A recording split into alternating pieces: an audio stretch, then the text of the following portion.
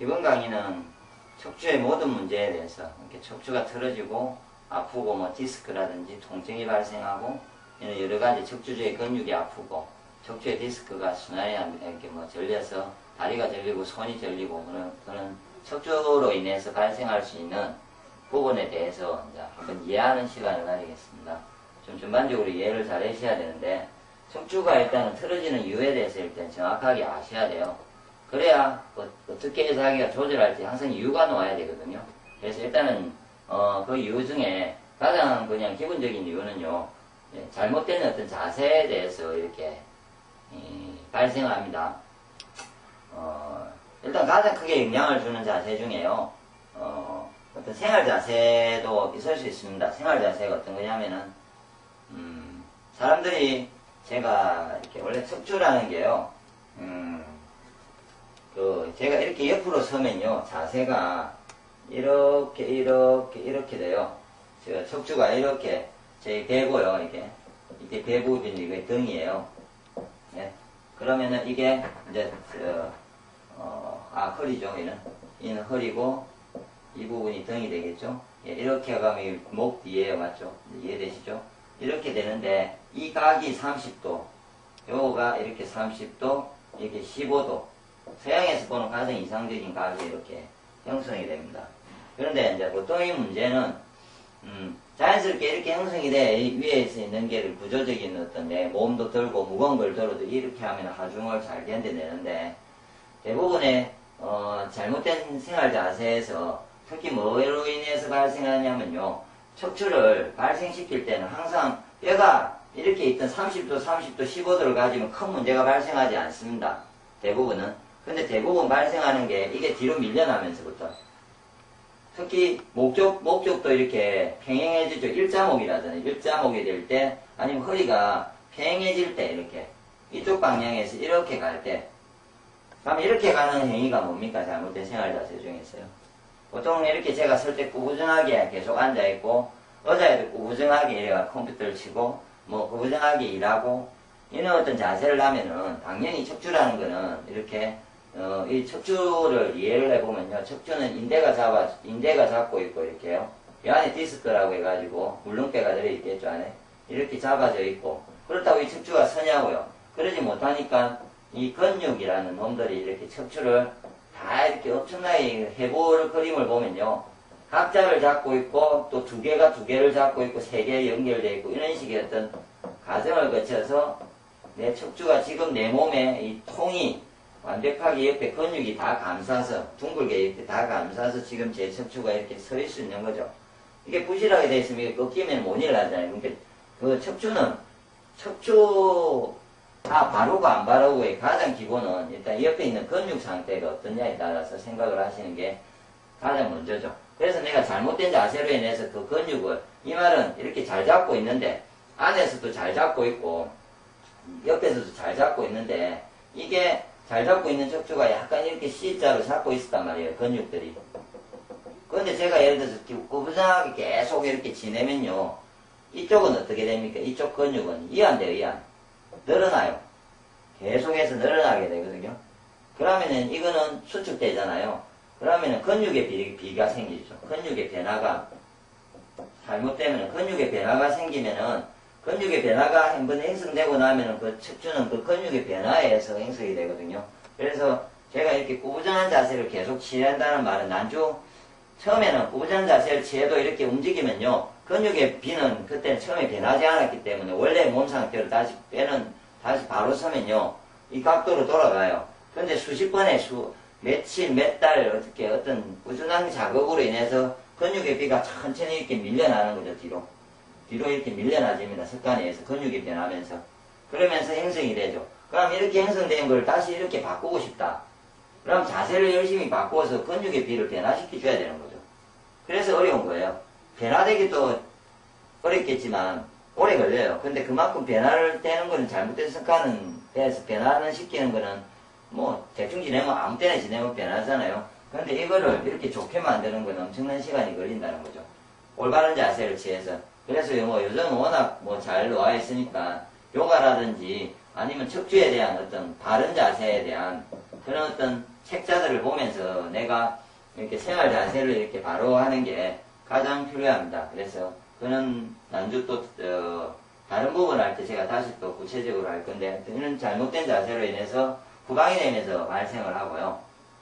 그래서 가급적이면 이렇게 밀려나지 않게 하시고 그 다음에 이제 또 근본적인 그 중에 걷기가 있습니다. 걷기가 어떤 거냐면은 발이 사람들이 본인이 이렇게 어떤 식으로 그 발이 11자로 이렇게 발등이 발바닥이 자기가 위에서 이렇게 보면요 발이 11자가 되든지 아니면 8자가 되면 같이 이렇게 8자가 돼야 돼요. 같은 규격으로 이렇게요.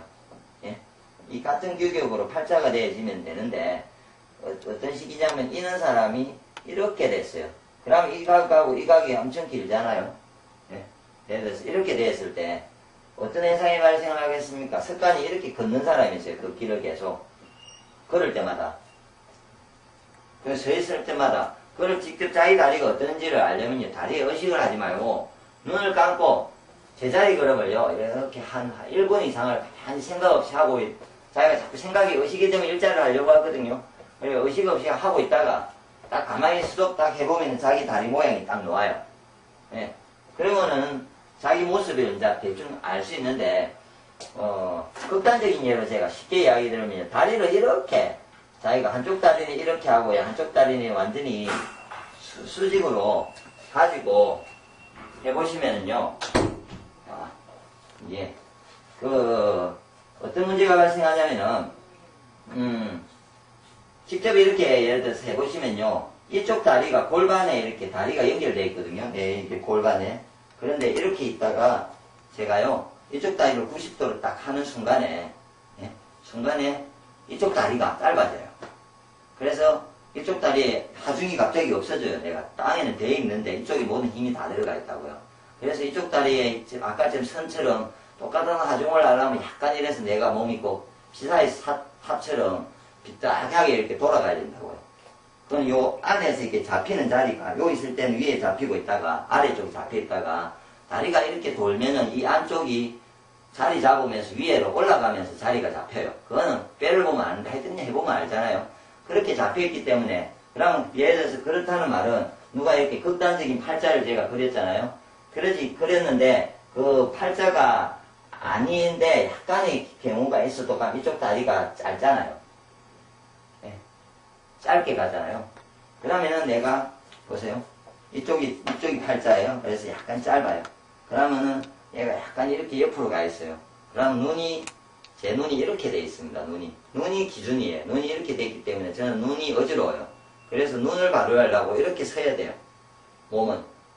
그럼 벌써 여기서 C자가 되죠. 제 몸은. 이해되십니까? 원래 이렇게 있어야 되는데 이렇게 안 다닌다고요. 그래서 이렇게 해서 이렇게 다녀요. 그러니까 요가 꺾인 상태로 이렇게 다녀야 돼요. 팔자를. 혹시 팔자를 가지고 한번 걸어보세요. 이렇게 다닐 수 있는가? 이렇게.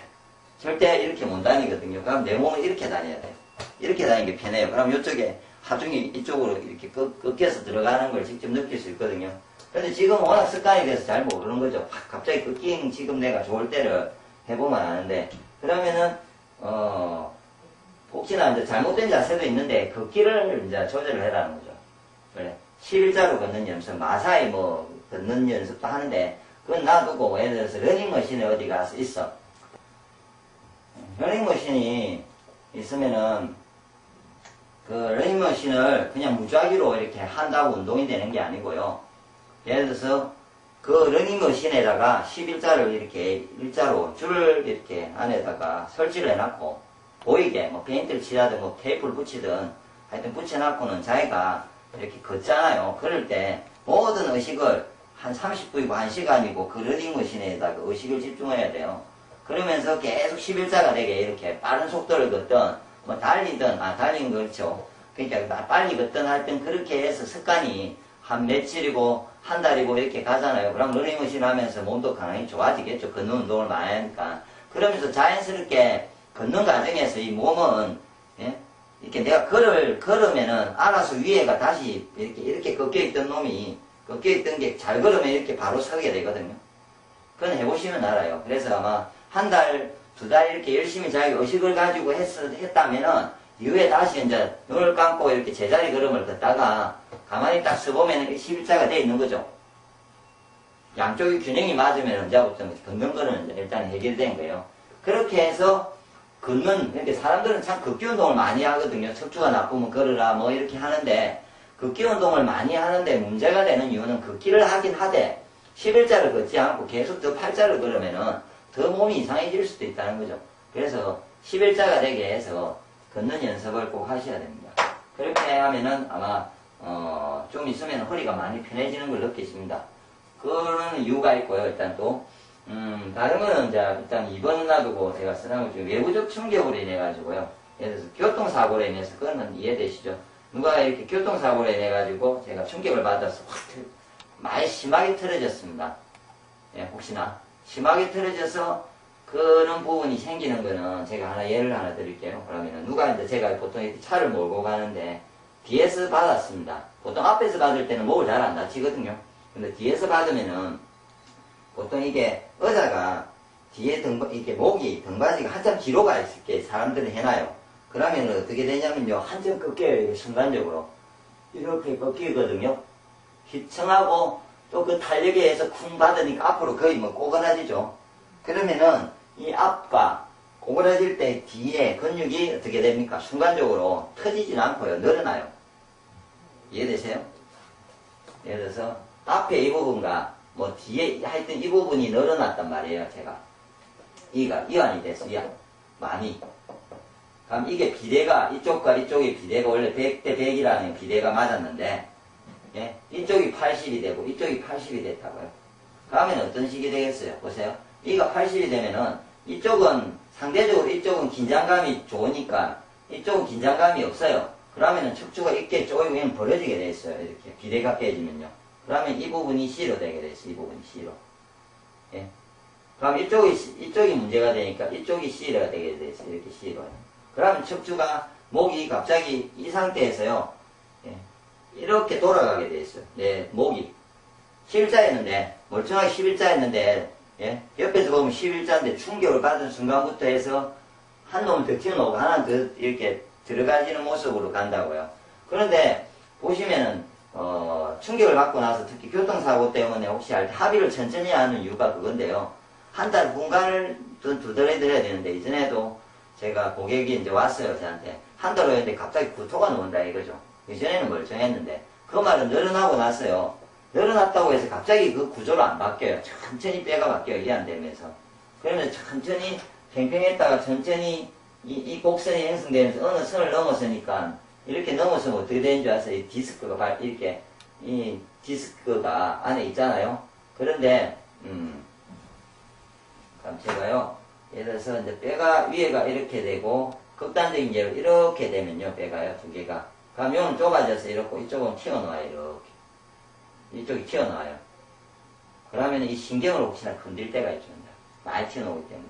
그래서 신경을 딱 건드는 그 순간에 갑자기 어떤 증상이 팔이 저리고 막 구토가 나고 오만 증상이 다 발생하는 거예요. 그날, 그 순간부터.